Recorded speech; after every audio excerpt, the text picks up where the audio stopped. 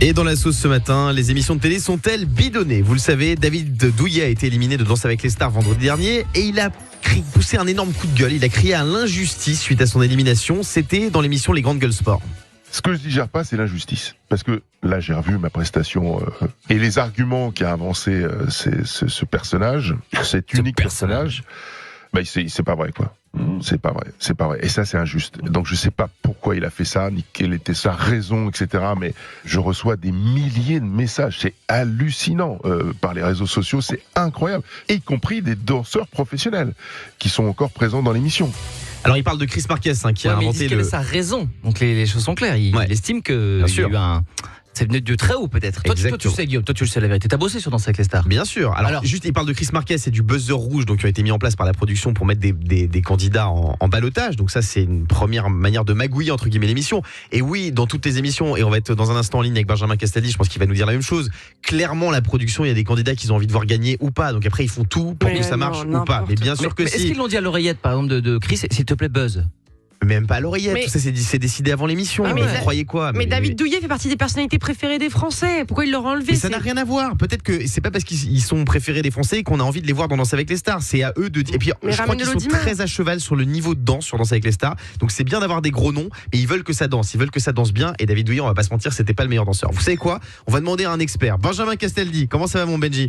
Mais très bien, et toi? Bonjour Benjamin, ça c'est le quatrième chroniqueur de cette chroniqueur dans cette émission. Oui, tous les matins, ça commence à faire beaucoup.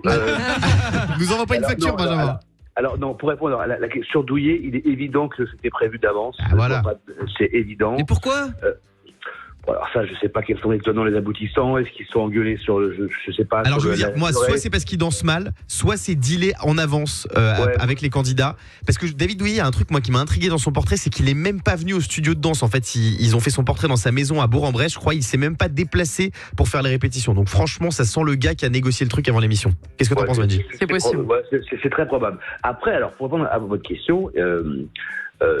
Tout ce qui est vote avec un huissier. Alors au tout début de la télé-réalité, dans un autre temps, à savoir le mien, au début, en fait, on ne donnait pas l'heure de fin de vote.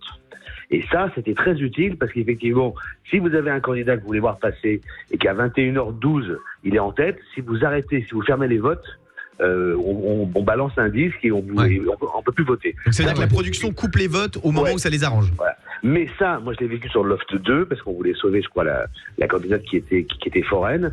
Donc on a effectivement arrêté les votes à 21h12 et les gens appelaient pour rien. Il y avait un disque en disant et en plus ces couillons, au lieu de mettre il y a trop d'appels, ils disaient les votes sont clos. Et moi j'ai un pote qui m'a appelé en direct, qui m'a dit je comprends pas, les votes sont clos. Donc je me suis rendu compte de la carabistouille. Ah ouais. Suite à ça, on est obligé de donner une heure de fin.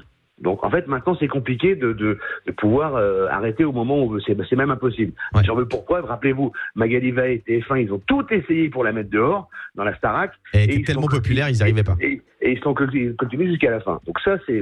J'aime bien que tu dis rappelez-vous, on savait pas que TF1 avait tout fait pour dégager Maëva.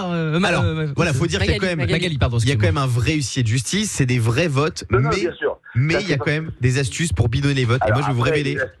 Après les astuces classiques, c'est bon, vous chargez les comme ça, il le sait parce qu'il a fait du montage dans les portraits ou dans la semaine.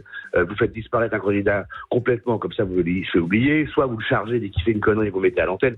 Ça, je veux dire, c'est un peu de bonne guerre. Ouais. Sur Secret Story, on va pas se mentir, on nous disait clairement fais un magnéto sur un tel, tu nous le défonces, tu nous fais passer pour un connard et voilà. Et ça marchait. Bien sûr, évidemment. Mais Guillaume, c'est une énorme exclue ça. Le Morning Sans Filtre sur Virgin Radio.